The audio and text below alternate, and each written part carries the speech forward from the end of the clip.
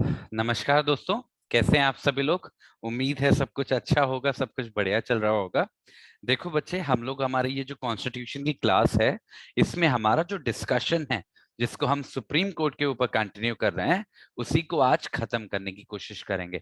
तो वो जो सुप्रीम कोर्ट का डिस्कशन है, यूनियन जुडिशरी का डिस्कशन है, जिसको हमने आर्टिकल 124 से शुरू किया था, उसको हमने अपनी लास्ट क्लास तक बच्चे आर्टिकल 141 तक कवर कर लिया था। ठीक है, आफ्टर आर्टिकल 141 आज की इस क्लास का जो एजेंडा है, हम पढ़ने वाले हैं आर्टिकल 142, 143, 144, 144(5), 146 एंड 147।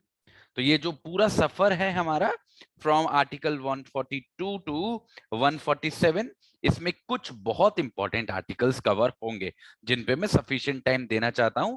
तो हमारी ये वाली जो क्लास है, that would be up till this point कि हम 147 तक चीजों को कवर कर लेंगे, और जैसे 147 कवर होगा, ऑन दैट पॉइंट हमारा ये जो सुप्रीम कोर्ट का या यूनियन जुडिशरी का जो डिस्कशन है under the perspective of Indian constitution, वो खत्म हो जाएगा। ठीक है, तो हमारा एक टॉपिक जो है एग्जाम पर्सपेक्टिव से वो भी तैयार हो जाएगा। That is well and good. After this जो हमारी नेक्स्ट क्लास होगी, इन दैट क्लास उसको थोड़ा सिंपल रखूंगा, थोड़ा सा हल्का रखूंगा, and I am going to cover article 148, 149, 150 and 151। ये जो चार आर्टिकल्स हैं, ये बच्चे comptroller and auditor general of India की बात करते हैं। वैसे इंपॉर्टेंट टॉपिक है, शॉर्ट नोट्स भी पूछा जा सकता है, लॉन्ग क्वेश्चन भी आ सकता है, बट इन एनी केस एक ऐसा कंपोनेंट है हमारे इंडियन कॉन्स्टिट्यूशन का जिसके बारे में हमें जानकारी होनी चाहिए। ठीक है, बहुत बेसिक जरूरत है और बहुत बेसिक सा ही फंडा है, जिसमें आपको बहुत ज्यादा दिमाग लगाने की जरूरत नहीं है। तो नेक्स्ट क्लास में मैं इन चार आर्टिकल्स को कवर करने वाला हूं। ठीक है, तो अब आ जाओ आप सभी लोग फटाफट से आर्टिकल 142 पे।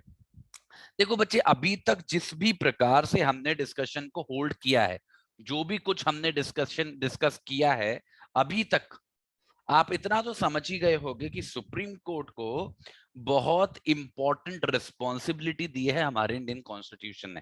And that is the reason कि जितने भी प्रोविजंस हमने पढ़े, फिर वो चाहे सुप्रीम कोर्ट के कॉन्स्टिट्यूशन की हो, फिर वो जजेस के अपॉइंटमेंट की हो, उनके इंडिपेंडेंस की हो, सुप्रीम कोर्ट की ओरिजिनल एपिलेट स्पेशल लीव जुडिक्शन हो, ये सारे प्रावधान इतने डिटेल में बनाए गए हैं और इतने मेटिकुलसली बनाए गए हैं कि चूक होना बड़ा मुश्किल है। और बहुत ही मतलब एक बात है जो मेरे को लगता है इस पार्ट के बारे में खास है, वैसे तो पूरे इंडियन कॉन्स्टिट्यूशन में ये बात आपको देखने को मिलती है, बट स्पेशली ये जो यूनियन जुडिशरी वाला हमारा ये जो डिस्कशन है, इसमें जो आर्टिकल्स कवर होते हैं वो काफी फ्यूचर ओरिएंटेड हैं।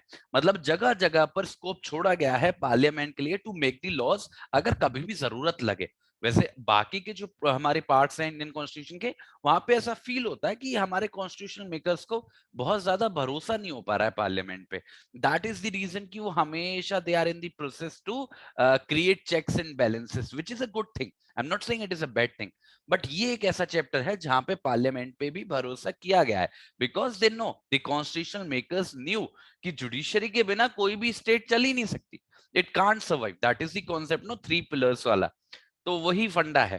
ठीक है, अब आप सभी लोग देखो बच्चे, आर्टिकल 142 जो हमारा है, जो हमारा नेक्स्ट डिस्कशन का पार्ट है इंडियन कॉन्स्टिट्यूशन का, वो इसी तरफ मतलब ये जो सुप्रीम कोर्ट का रोल है अंडर आर इंडियन कॉन्स्टिट्यूशन, उसको फर्दर इलेबोरेट करता है। और क्या कहता है, देखो इसकी इंपॉर्टेंस को समझना। हमारा जो आर्टिकल 142 है वो बात करता है डिक्रीज की और ऑर्डर्स की। ध्यान से देखना बच्चे, डिक्रीज की और ऑर्डर्स की जो हमारे सुप्रीम कोर्ट के हैं, और उनके एनफोर्समेंट के बारे में बात करता है। तो इसमें दो बातें होंगी। पहली बात किसकी है, सुप्रीम कोर्ट जो डिक्री पास कर रहा है, जो ऑर्डर पास कर रहा है, उनके एनफोर्समेंट की। और दूसरी बात है कि सुप्रीम कोर्ट जो है ऑर्डर्स जारी कर सकता है, आदेश जारी कर सकता है डिस्कवरी के बारे में। डिस्कवरी का मतलब है किसी व्यक्ति को पेश करने के बारे में, किसी एविडेंस को पेश करने के बारे में। तो कहने का मतलब है हमारा आर्टिकल 142 दो ऐसे पॉइंट्स को टच अपॉन करता है जो किसी भी कोर्ट ऑफ लॉ के लिए, किसी भी कोर्ट ऑफ लॉ के लिए इंपॉर्टेंट है। एक और बात समझना बच्चे, आप लोग अगर अपने दिमाग में बिठाओ तो अच्छा रहेगा कि ये जितने भी आर्टिकल्स हम पढ़ते हैं ना, फ्रॉम आर्टिकल 124 टू 147, ये जितना भी डिस्कशन हम लोग होल्ड करते हैं, उसमें कुछ आर्टिकल्स तो ऐसे हैं जो सुप्रीम कोर्ट स्पेसिफिक है, that means they are the articles जो सुप्रीम कोर्ट के जो ऐसा रोल है, जो उनका मतलब कहने का मतलब है being the highest court in the country, जो उसकी स्पेशल रिस्पॉन्सिबिलिटीज है उसके बारे में है, ठीक है। पर कुछ प्रोविजंस ऐसे हैं जो सुप्रीम कोर्ट के है तो पावर्स के ही बारे में, है तो जुरिसडिक्शन के ही बारे में, बट वो बड़े आम से प्रोविजंस हैं। ऐसे प्रोविजंस है जिसकी किसी भी कोर्ट को, किसी भी आम कोर्ट को जरूरत पड़ती है। जैसे ये एक आर्टिकल है, बहुत सिंपल सी बात करता है, अरे भाई सुप्रीम कोर्ट डिक्री और ऑर्डर पास करेगा तो उसका एनफोर्समेंट भी तो होना जरूरी है। अगर उसका एनफोर्समेंट भी नहीं होगा तो डिक्री ऑर्डर का फायदा क्या होगा। सेम विद द सिचुएशन की कल को भैया केस सुनवाई करेगा हमारा सुप्रीम कोर्ट, और उसको जरूरत पड़ेगी किसी व्यक्ति की, किसी एविडेंस की, तो उसके पास नेसेसरी पावर होनी चाहिए ना टू कॉल फॉर इट। तो ये बड़ा बेसिक सा प्रोविजन है, मतलब एक ऐसा प्रोविजन जो हम बाकी के कोर्ट्स के रिलेशन में भी देखते हैं। जैसे मैंने आपको सीपीसी पढ़ाया है, सीपीसी के अंदर मैंने पूरा चैप्टर आपको पढ़ाया, 4-5 क्लासेस डिवोट करी, जहां पे मैंने एग्जीक्यूशन की ही बात को समझाने की कोशिश करी। पर वो बेचारा सीपीसी सिविल कोर्ट्स के बारे में बात कर रहा है। ऐसे ही मैंने सीपीसी के अंदर आपको सम्मन की बात बताई, वारंट की बात बताई, बाकी चीजों की बात बताई, पर वो मोर और less in the context of civil जजेस, और वो जो सिविल कोर्ट्स हैं उनके कॉन्टेक्स्ट में काम कर रहा है। तो सुप्रीम कोर्ट कहां जाएगा? सुप्रीम कोर्ट रेगुलेट होता है हमारे आर्टिकल 142 से।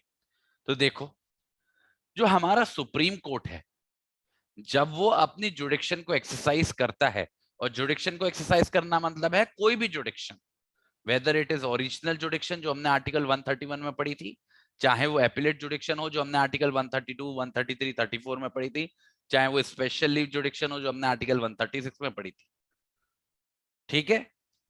तो हमारा जो सुप्रीम कोर्ट है, जब भी वो अपनी जुडिक्शन एक्सरसाइज करता है, और उस जुडिक्शन को एक्सरसाइज करते करते कोई भी डिक्री जारी करता है या कोई भी ऑर्डर जारी करता है, जो जो भी जरूरी होगा किसी भी केस के अंदर, जिससे जस्टिस प्राप्त हो सके, न्याय प्राप्त हो सके, तो ऐसी सिचुएशन में ये जो डिक्री है या फिर ये जो ऑर्डर है हमारे सुप्रीम कोर्ट का, वो एनफोर्सिएबल होगा through out the territory of India. ये सबसे खास बात है। ये जो हमारे सुप्रीम कोर्ट की डिक्री है, सुप्रीम कोर्ट का ऑर्डर है, that is enforceable through out the territory of India, पूरे भारत देश में किसी भी कोने में, ठीक है। एक ऐसे तरीके से जो भी तरीका बताया जाए, ठीक है। और जो तरीका बताया जाएगा उसके बारे में जो हमारा पार्लियामेंट है कानून बना सकता है। और जब तक पार्लियामेंट ऐसा कोई कानून नहीं बनाता है, तो जो भी तरीका प्रेसिडेंट साहब बताएंगे, प्रेसिडेंट साहब के हिसाब से, मतलब वो एग्जीक्यूशन किस तरीके से होगा, एनफोर्सेबिलिटी कैसे होगी, that is up to the parliament to make law on, और फॉर द प्रेसिडेंट, जब तक पार्लियामेंट लॉ नहीं बनाती। तो कितना सिंपल सा लग रहा है आपको, देख रहे हो कितना सिंपल सा सिचुएशन है कि भाई डिक्री है, ऑर्डर है हमारे कोर्ट का, उसको एनफोर्स करवा रहे हैं, और थ्रू आउट इंडिया करवा रहे हैं। और थ्रू आउट इंडिया का तो बड़ा सिंपल सा लॉजिक है बच्चे, क्योंकि सुप्रीम कोर्ट है, सुप्रीम कोर्ट का जुडिक्शन तो थ्रू आउट इंडिया होता है, उसका कोई पर्टिकुलर डिस्ट्रिक्ट या पर्टिकुलर स्टेट तक तो लिमिटेड है नहीं। तो फॉर द सेम रीजन वो एनफोर्सिबल है उसके डिक्रीज और orders through out the territory of India, जहां पे भी पार्टी सिचुएटेड हो, जहां पे भी रिलीफ बेस्ट मैनर में दिया जा सके। पर एक बात याद रखना बच्चे, यहां पे एक एक्सप्रेशन को यूज किया गया है और उसको इंटेंशनली यूज किया गया है, बस उसी को हमको समझना है। और सवाल अगर ऑब्जेक्टिव टाइप आया तो इस एक्सप्रेशन से पूछा जा सकता है। यहां पे लिखा है कि ये जो सुप्रीम कोर्ट की डिक्री है या ये जो ऑर्डर है, ये ऐसी डिक्री या ऐसा ऑर्डर होना चाहिए जो जरूरी हो। पहली बात, जो जरूरी हो, और किस बात के लिए जरूरी हो? कंप्लीट जस्टिस करने के लिए। कंप्लीट जस्टिस, ये एक्सप्रेशन आमतौर पर आपको देखने को नहीं मिलता इंडियन कॉन्स्टिट्यूशन में या फिर बाकी के लॉ में। ये आर्टिकल में इसको स्पेसिफिकली मेंशन किया गया, कंप्लीट जस्टिस। तो भाई सुप्रीम कोर्ट डिक्री और ऑर्डर पास कर रहा है, ये समझ में आता है, क्योंकि कोई भी प्रोसीडिंग अगर सुप्रीम कोर्ट के सामने चल रही है, उसका अंत किसी भी डिक्री या किसी भी ऑर्डर के अनुसार ही होगा, कभी तो उसका एंड होगा, राइट। बट ये जो फंडा डाला गया है ना कि वो डिक्री और ऑर्डर जो जरूरी है कंप्लीट जस्टिस करने के लिए, इससे क्या फर्क आ रहा है? क्योंकि जब हम बाकी के कोर्ट्स की चर्चा करते हैं, ध्यान से सुनना इस बात को बच्चे, जब हम बाकी के कोर्ट्स की चर्चा करते हैं, फॉर एग्जाम्पल जब हम लोअर कोर्ट्स की चर्चा करते हैं या फिर फॉर एग्जाम्पल हम लोग हाई कोर्ट की चर्चा करते हैं, हम लोग ये कंप्लीट जस्टिस का कॉन्सेप्ट नहीं डालते। उनकी डिक्री और उनके ऑर्डर्स एनफोर्सेबल होते हैं। तो फिर ये सुप्रीम कोर्ट की सिचुएशन में ये कंप्लीट जस्टिस का एडिशनल रिक्वायरमेंट क्यों इंपोज किया गया है? अब इसी बात को हमें समझना है। देखो बच्चे, कंफ्यूजिंग हो सकता है, मिसलीड भी कर सकता है, पर आपको बिल्कुल परेशान नहीं होना है।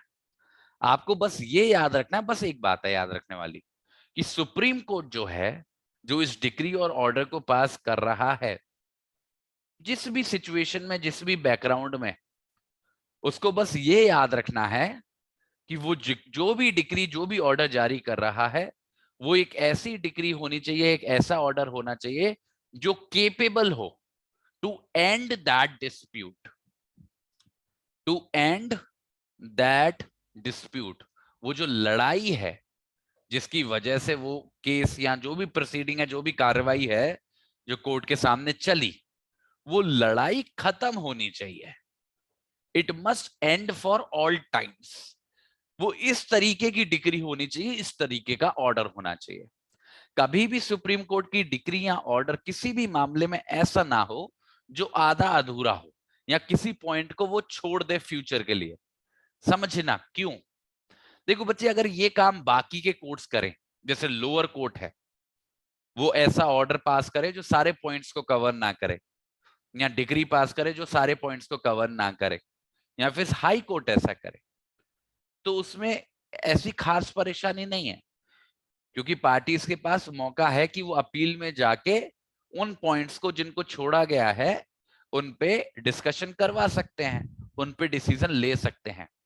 But considering the position of the supreme court की वो ऑटोमेटिकली लास्ट कोर्ट है, उसके ऊपर तो कुछ है नहीं, so that is the last last resort for any party, आखिरी मौका है।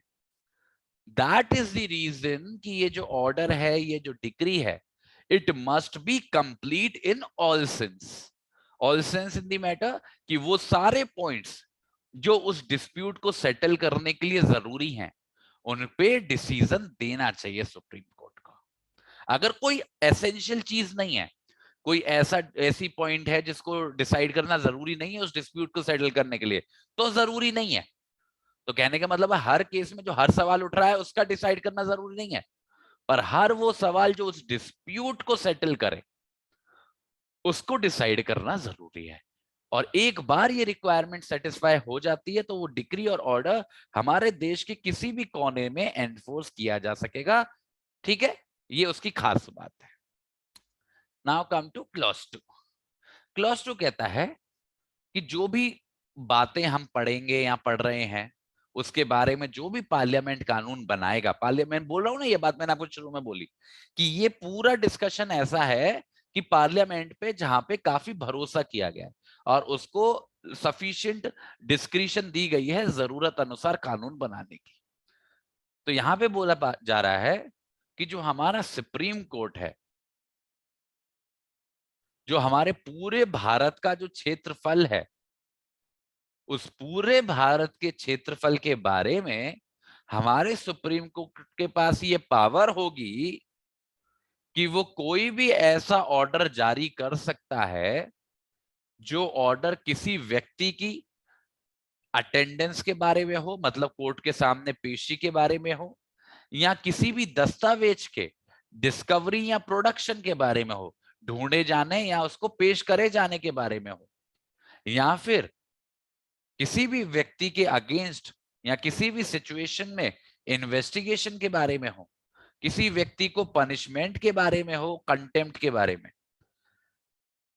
तो कहने का मतलब है कि आमतौर पर अगर कोई डिक्री आ रही है, आमतौर पर कोई ऑर्डर आ रहा है, तो वो पूरे देश में एनफोर्सिएबल है, that is okay and that is well and good. पर डिक्री और ऑर्डर तो बच्चे अंत में आएगी ना, डिक्री और ऑर्डर आने के लिए किसी भी केस में ये जरूरी है कि उससे पहले कार्यवाही चली हो और सही मायनों में चली हो, तभी तो एक प्रोडक्टिव डिक्री बाहर आएगी। ऑन दैट बेसिस ओनली ये जो क्लॉज 2 है ये कहता है कि हमारा जो सुप्रीम कोर्ट है उसके पास नेसेसरी पावर्स होनी चाहिए जिससे वो उस कार्रवाई को सही चला सके। जिसमें क्या क्या इंक्लूड होता है? एक ऐसा ऑर्डर जारी करना अगर उसे लग रहा है कोर्ट को कि किसी व्यक्ति का उपस्थित होना जरूरी है उस कार्रवाई के लिए जिसकी वो सुनवाई कर रहा है, तो वो उस व्यक्ति को मजबूर कर सकता है आने के लिए। भाई ये भी सिविल कोर्ट भी तो ऐसा ही करता है ना, सीपीसी के अंदर क्रिमिनल कोर्ट भी तो ऐसा ही करता है ना, सीआरपीसी के अंदर, तो सुप्रीम कोर्ट क्यों नहीं करेगा? सेम, अगर कोई डॉक्यूमेंट है कोर्ट को लग रहा है कि वो जरूरी है तो उसको प्रोड्यूस करने के बारे में सिविल कोर्ट भी तो करता है सीपीसी में, क्रिमिनल कोर्ट भी तो करता है सीआरपीसी में, तो सुप्रीम कोर्ट नहीं क्यों नहीं करेगा? अगर कहीं पे लग रहा है कि और इन्वेस्टिगेशन की जरूरी है और जानकारी इकट्ठा करना जरूरी है तो क्यों नहीं कर सकता? बिल्कुल कर सकता है। तो ये जो सारी पावर्स हैं, अटेंडेंस से रिलेटेड, डॉक्यूमेंट से रिलेटेड, इन्वेस्टिगेशन से रिलेटेड, ये ऐसी पावर्स हैं जो लगभग लगभग हर कोर्ट के पास हैं, छोटे से छोटे कोर्ट के पास हैं, तो सुप्रीम कोर्ट के पास तो होनी चाहिए। पर ये जो आखिरी पावर है, द वेरी लास्ट पावर, ये अलग है, ये इंटरेस्टिंग है। ये है कंटेम्प्ट के बारे में पनिश करने की पावर।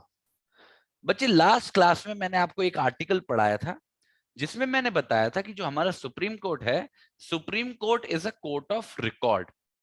और उसको एक्सप्लेन करते हुए मैंने ये बताया था कि कोर्ट ऑफ रिकॉर्ड होने का मतलब ये है कि वो जो भी कार्रवाई है हमारे सुप्रीम कोर्ट की, उनका रिकॉर्ड रखा जाता है। That is the basic meaning. पर उसका एक और कॉन्सिक्वेंशियल मीनिंग, और कॉन्सिक्वेंशियल मीनिंग ये है कि अगर कोई कोर्ट कोर्ट ऑफ रिकॉर्ड होता है और अगर उसके किसी भी आदेश की अवहेलना की जाती है या फिर कोई भी व्यक्ति किसी भी तरीके से उस कोर्ट के खिलाफ किसी भी तरीके की गलत इंपिटेशन लगाता है, तो वहां पर सुप्रीम कोर्ट अपने कंटेम्प्ट के लिए उसको पनिश कर सकता है। तो हर कोर्ट जो कोर्ट ऑफ रिकॉर्ड होता है उसके पास पावर होती है अपने कंटेम्प्ट को पनिश करने की। कंटेम्प्ट का मतलब अवहेलना करना, कोर्ट ने ऑर्डर जारी किया उस ऑर्डर को ना मानना, अवहेलना हो गई ना। सो ये पावर हमारे सुप्रीम कोर्ट को दी जाती है, और सुप्रीम कोर्ट को हमारी ये पावर दी गई है अंडर आर्टिकल 142 के क्लॉज 2 के अंदर कि वो अपने कंटेम्प्ट के लिए पनिश कर सकता है। वैसे तो बच्चे हमारे पास पूरा एक स्टैट्यूट है, contempt of courts act, but ये जो पावर है जो हमारे इंडियन, क्योंकि वो स्टैट्यूट है, ये कॉन्स्टिट्यूशन है, तो ये जो पावर है ये प्रिलिमिनरी पावर है। इन दिस सेंस ये as a backup option work करती है फॉर द सुप्रीम कोर्ट। अगर कुछ कभी भी उसको जरूरी लगता है कि कोई भी परिस्थिति, कोई भी सिचुएशन कंटेम्प्ट ऑफ कोर्ट के अंदर नहीं कवर हो रही है, तो वो इसका इस्तेमाल करके किसी व्यक्ति को जरूरत पड़ने पर पनिश कर सकता है। ठीक है, तो अगर हम आर्टिकल 142 को देखें तो आर्टिकल 142 बड़ा सिंपल सा आर्टिकल है जो एक तरफ कोर्ट को डिक्री और ऑर्डर की एनफोर्सिबिलिटी की पावर देता है थ्रू आउट द इंडिया अगर वो नेसेसरी है to do the complete justice, वहीं दूसरी तरफ जो जरूरी पावर होती है किसी भी कोर्ट की वो भी देता है एडिशन में, कंटेम्प्ट ऑफ कोर्ट के पनिशमेंट के बारे में पावर देता है। ठीक है, तो बड़ा ही प्रैक्टिकल, बड़ा ही सिंपल सा आर्टिकल है हमारा आर्टिकल 142।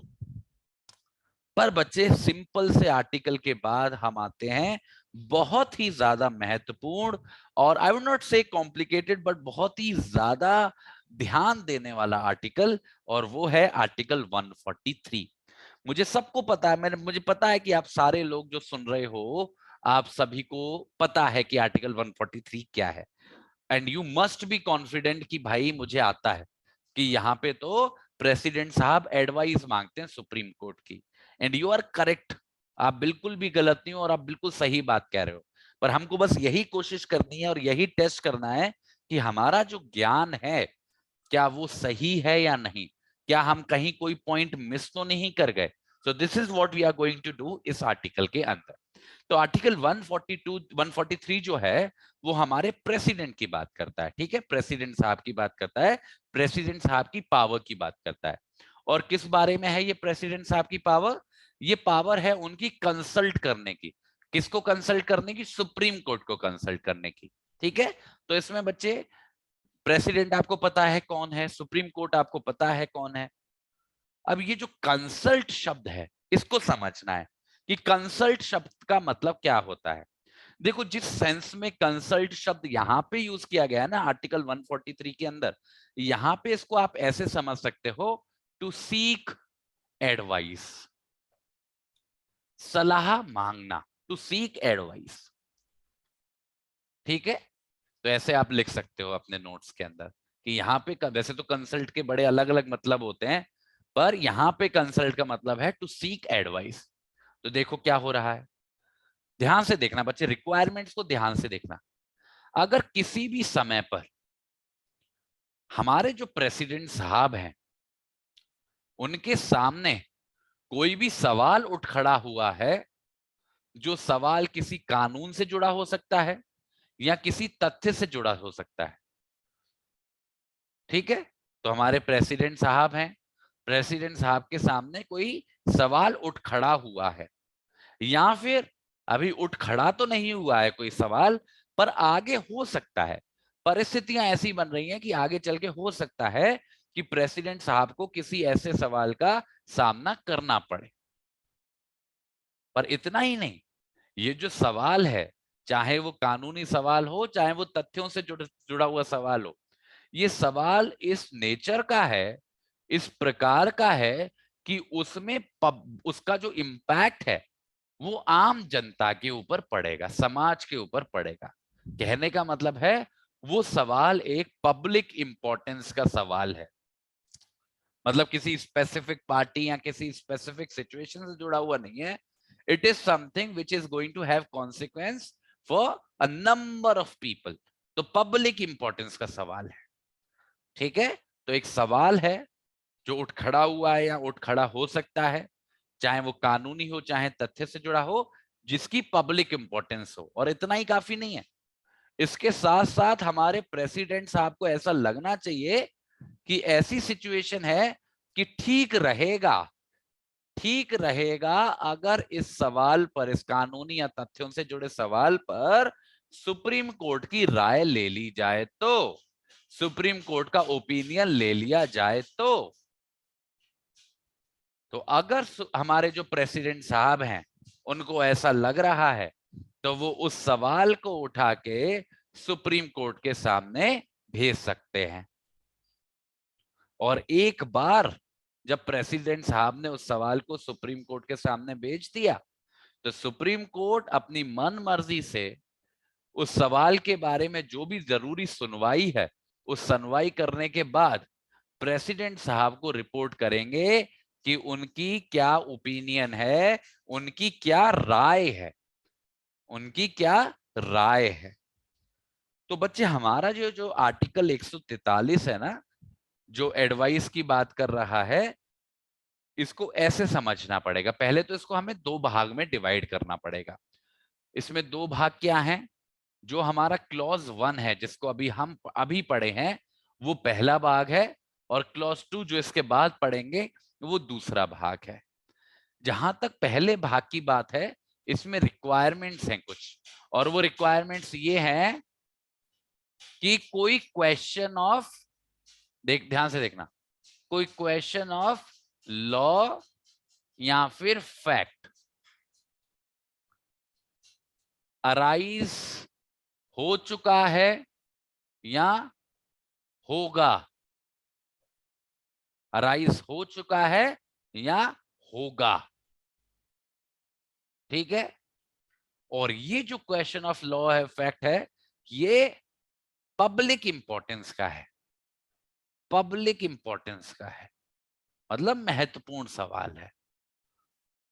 और एक बार जब ये तीनों परिस्थितियां बन गई कि कोई कानूनी या तथ्यों से जुड़ा सवाल है जो उठ खड़ा हुआ है या उठ सकता है, जो पब्लिक इंपॉर्टेंस का है, इन सारी तीनों चीजों को देखते हुए अगर प्रेसिडेंट साहब को ऐसा सही लगे, एक्सपीडिएंट लगे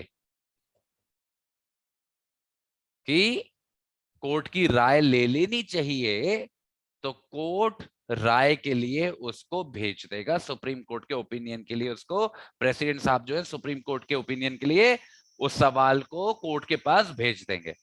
और आखिरी में जो कोर्ट है, वो उसकी बाध्यता नहीं है, उसकी मर्जी है कि उस सवाल को देखने के बाद जरूरी कार्यवाही करने के बाद जो भी उनकी राय होगी, अगर वो देना चाहते हैं तो उसको दे देंगे, और अगर नहीं देना चाहते तो उसको नहीं देंगे।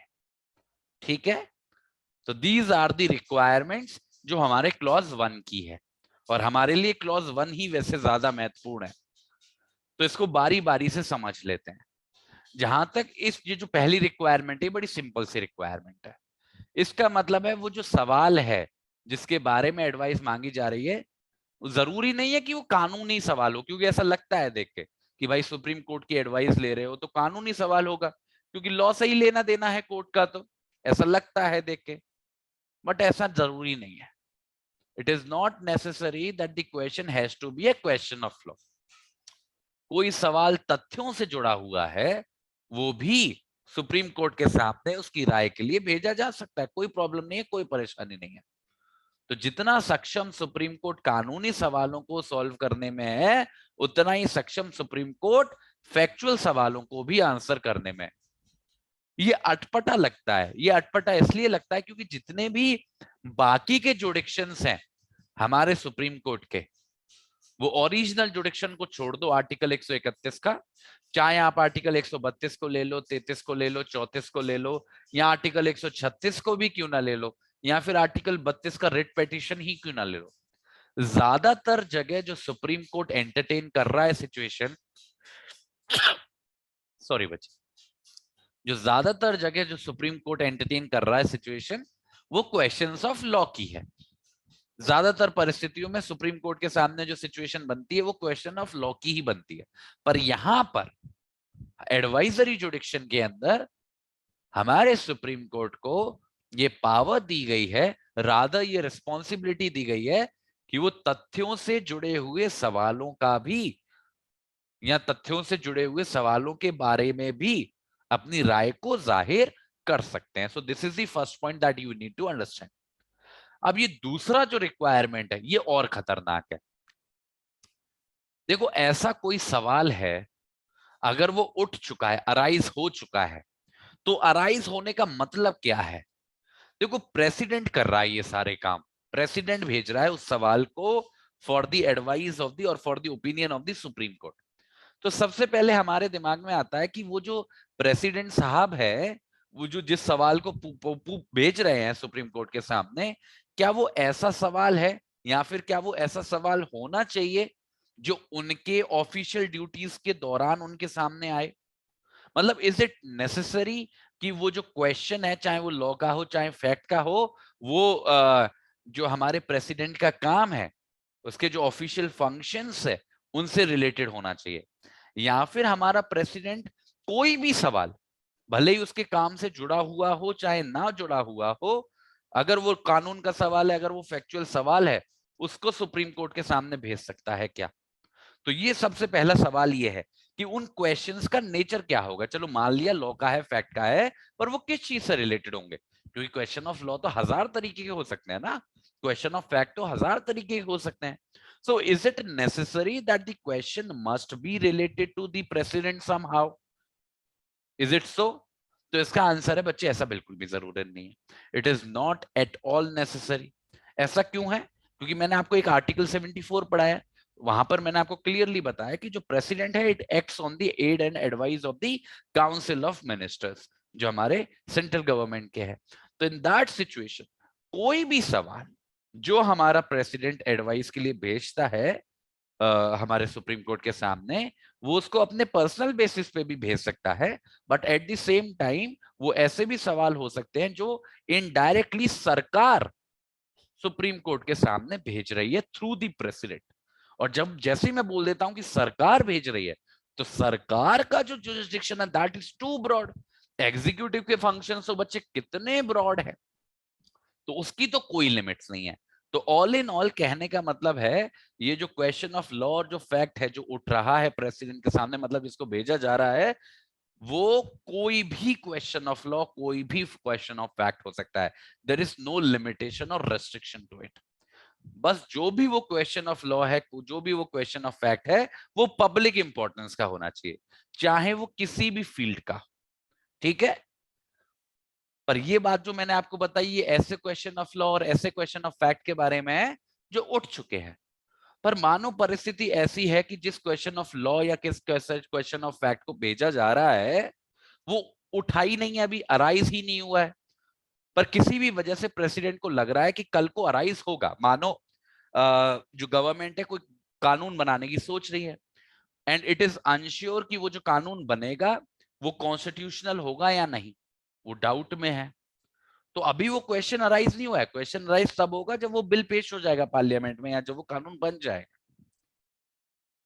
बट देर आर चांसेस कि कल को हम करेंगे तो ऐसा क्वेश्चन अराइज होगा।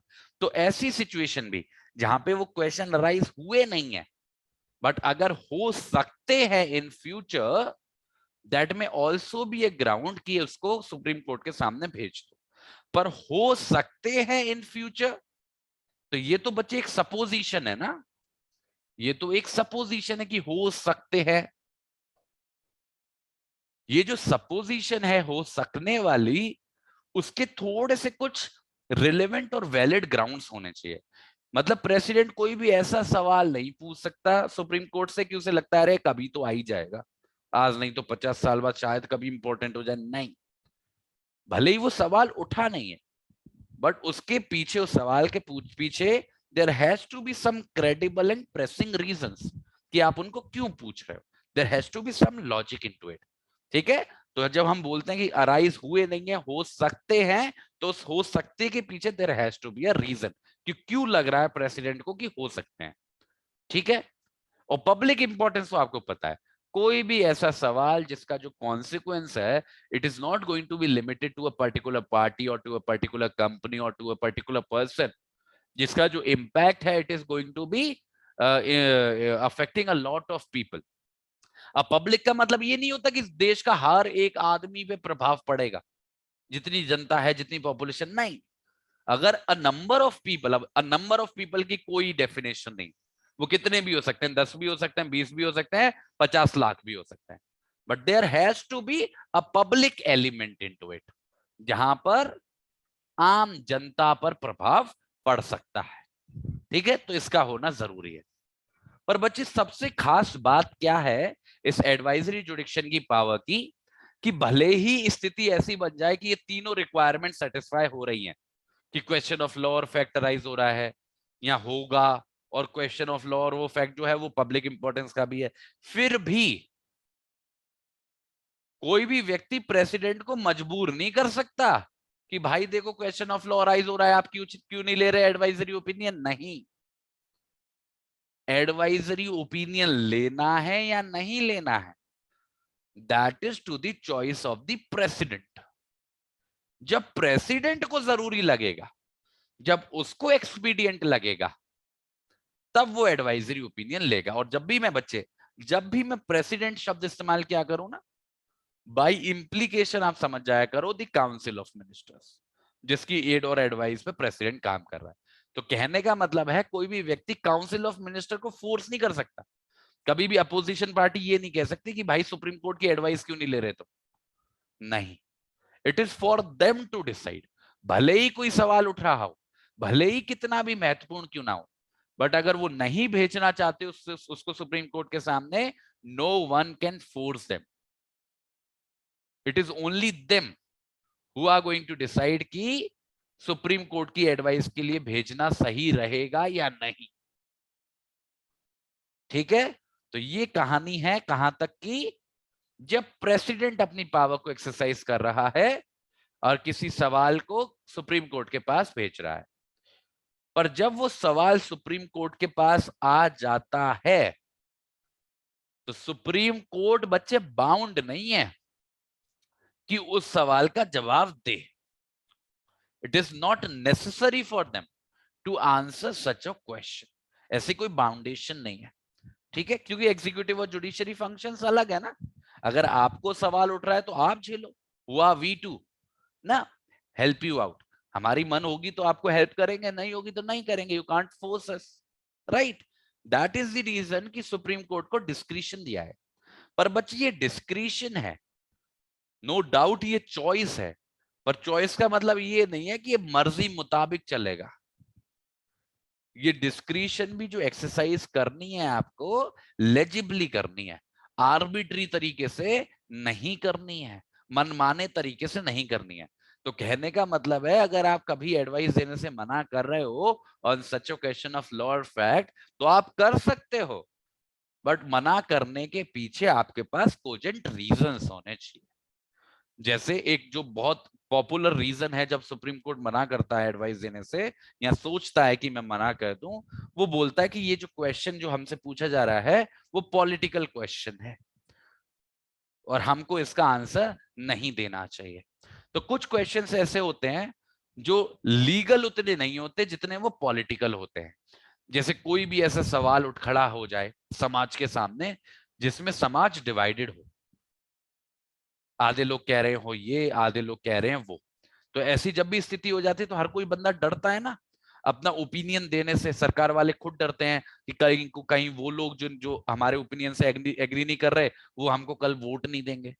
तो कई बार बदमाशी करती हैं पॉलिटिकल पार्टीज और गवर्नमेंट्स, अपने जिम्मे डालने के बदले, खुद उस पे ओपिनियन एक्सप्रेस करने के बदले सुप्रीम कोर्ट पे कह देती हैं कि तुम बताओ। अब सुप्रीम कोर्ट जो भी स्टैंड लेगा तो बेचारे उसको वो सारा क्रिटिसिज्म झेलना पड़ेगा। तो सुप्रीम कोर्ट को स्टैंड लेना चाहिए, पर तब जब वो क्वेश्चन कानूनी हो और फैक्चुअल, मतलब एक कहने का बोनाफाइड क्वेश्चन हो, जब सरकार ने उसको क्वेश्चन को पूछा है विद ट्रू इंटेंशंस, जहां पे वो सही में राय चाहते हैं कोर्ट की। पर जहां पर गवर्नमेंट ने किसी सवाल को केवल इस वजह से भेजा है, इस पर्पज से भेजा है कि उस ओपिनियन को वो जस्टिफिकेशन बना सके लोगों के सामने, कि बोल सके कि भाई देखो सुप्रीम कोर्ट ने ऐसा कहा है इसलिए हम ऐसा कर रहे हैं वरना हमारा मन नहीं था, ऐसा करेंगे तो सुप्रीम कोर्ट एडवाइस देने से मना कर सकता है। तो पॉलिटिकल क्वेश्चंस, प्योर पॉलिटिकल, वैसे तो हर क्वेश्चन पॉलिटिकल होता ही है to some extent, but pure political question जहां पे राय मांगने का कोई और लॉजिक ही नहीं है एक्सेप्ट फॉर द फैक्ट कि गवर्नमेंट सुप्रीम कोर्ट को एक्सपोज करना चाहती है टुवर्ड्स द पब्लिक, तो ऐसी सिचुएशंस में सुप्रीम कोर्ट राय देने से मना कर सकता है। ये केवल एक एग्जांपल्स है, बाकी की भी सिचुएशन हो सकती है, जरूरी नहीं है कि यही हो। तो जो हमारा क्लॉज 1 है वहां पे बच्चे ये 4 रिक्वायरमेंट्स है, then comes the jurisdiction of the supreme court. इसके बाद बच्चे आता है हमारा क्लॉज 2, और जो हमारा क्लॉज 2 है ये स्पेसिफिक है, ये स्पेसिफिक सिचुएशन के बारे में बात करता है। ये स्पेसिफिक क्यों है? क्योंकि ये जुड़ा हुआ है हमारे आर्टिकल 131 के प्रोवाइजो से, अभी देखेंगे उसको। क्लॉज 2 कहता है कि जो हमारे प्रेसिडेंट साहब हैं, आर्टिकल 131 के प्रोवाइजो के होने के बावजूद किसी भी डिस्प्यूट को जो उस प्रोवाइजो में लिखा हुआ है उसको सुप्रीम कोर्ट के सामने भेज सकते हैं उनकी राय के लिए। पर ध्यान से देखना बच्चे, यहां पे बहुत बड़ा फर्क है। जब ऐसी परिस्थिति में सुप्रीम कोर्ट के ओपिनियन के लिए कोई भी सवाल भेजा जाएगा प्रेसिडेंट के सामने, मतलब कोई भी ऐसा सवाल जो आर्टिकल 131 के प्रोवाइजो के अंदर कवर्ड है, तो वहां पे जो हमारा सुप्रीम कोर्ट है वो बाउंड होगा, मतलब बाध्य होगा कि उसको अपना ओपिनियन देना ही देना होगा। जैसे हमने क्लॉज 1 के अंदर पढ़ा कि आम परिस्थितियों में सुप्रीम कोर्ट के लिए जरूरी नहीं है और वो अपनी राय देने से मना कर सकता है अगर उसके पास रीजंस हैं तो। पर क्लॉज 2 के अंदर अगर सिचुएशन आर्टिकल 131 के प्रोवाइजो की पड़ रही है तो वहां पे सुप्रीम कोर्ट को ओपिनियन देना ही होता है। अब देख रहे हो आप पूरी तरीके से जो हमारा ये क्लॉज 2 है वो हमारे आर्टिकल 131 के प्रोवाइजो पे डिपेंडेंट है। तो फटाफट से बच्चे देख लेते हैं कि what does article 131 talk about. ठीक है, इस चीज को समझ लेते हैं।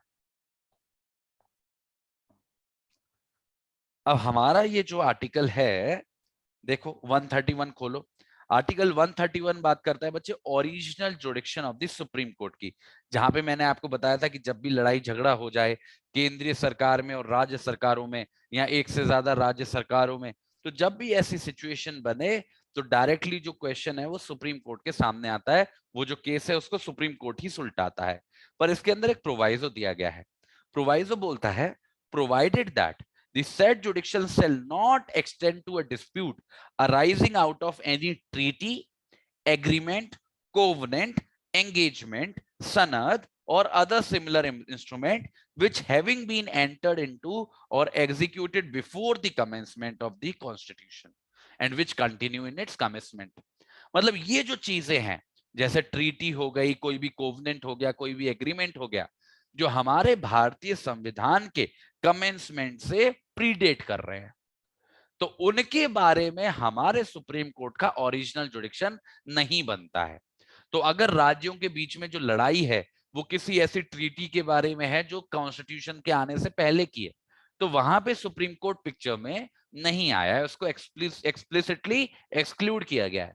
अब आप सोचो कि मानो अब ऐसी ट्रीटीज है इनके बारे में सुप्रीम कोर्ट के पास जुडिक्शन तो है नहीं, पर मानो अगर ऐसा कोई सवाल उठ जाए, कोई भी ऐसी ट्रीटी से, कोई भी ऐसी एग्रीमेंट से कोई भी क्वेश्चन ऑफ लॉ या फैक्ट अराइज हो जाए जो पब्लिक इंपॉर्टेंस का हो, अब सुप्रीम कोर्ट ओरिजिनल जुडिक्शन तो ले नहीं सकता उसका, तो क्या करें? प्रेसिडेंट को लग रहा है कि भाई बड़ा महत्वपूर्ण सवाल है और हमारी जुडिशरी को उसको इंटरप्रेट करना चाहिए, तो आर्टिकल 131 तो मदद नहीं कर रहा हमारी। तो आर्टिकल 143 का ये जो क्लॉज 2 है, ये एज ए बैकअप ऑप्शन काम करता है कि भले ही सुप्रीम कोर्ट उस चीज के बारे में केस नहीं चला सकता, पर प्रेसिडेंट अगर चाहे तो उस पॉइंट के बारे में राय ले सकता है सुप्रीम कोर्ट से। तो राय के थ्रू, अपने ओपिनियन के थ्रू सुप्रीम कोर्ट जो है इन सब्जेक्ट मैटर्स के बारे में गवर्नमेंट की मदद कर सकती है कि उसे कैसे इंटरप्रेट करना है इन सारी चीजों को, क्योंकि उसी का एक्सपर्टीज है ना लॉ। कानून का काम तो कानून का जो इंटरप्रिटेशन है, कानून की जो व्याख्या है, that is the expertise of the supreme court. तो वो यहां पे उसकी मदद करेगा। पर यही वजह है कि जब भी हमारा जो प्रेसिडेंट है इनमें से किसी भी चीज के बारे में राय मांगता है सुप्रीम कोर्ट की, तो सुप्रीम कोर्ट बाउंड हो जाता है, क्योंकि और कोई तरीका नहीं है प्रेसिडेंट के पास या सरकार के पास कि उस पॉइंट के बारे में वो सही लीगल एडवाइस को पा सके। उनके लिए भी जरूरी बन गया है क्योंकि सुप्रीम कोर्ट का ओरिजिनल जुडिक्शन एक्सक्लूडेड है, तो उनके लिए भी ये लास्ट रिजॉर्ट है। दैट इज द रीजन कि सुप्रीम कोर्ट की जो जुडिक्शन थी टू डिनाई इट्स ओपिनियन, वो उससे छीन ली गई है। पर हमेशा याद रखना ये केवल परिस्थिति तब है जब आर्टिकल 131 के प्रोवाइजो की स्थिति बन रही हो, जहां पे सुप्रीम कोर्ट का ओरिजिनल जुडिक्शन एक्सटेंड नहीं करता है।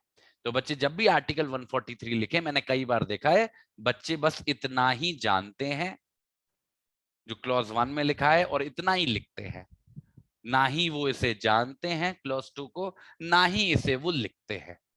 तो ऐसी गलती आगे कभी जीवन में ना करें, ठीक है?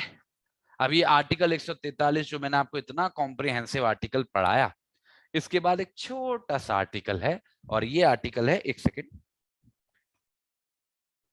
And this article is article 144। और ये जो आर्टिकल 144 है हमारा, ये सिविल और जुडिशियल अथॉरिटीज को एक आई वुड से एक डायरेक्शन दे रहा है कि वो सुप्रीम कोर्ट के एड में काम करेंगे, सुप्रीम कोर्ट के एड में काम करेंगे। ध्यान से देखो, सारी अथॉरिटीज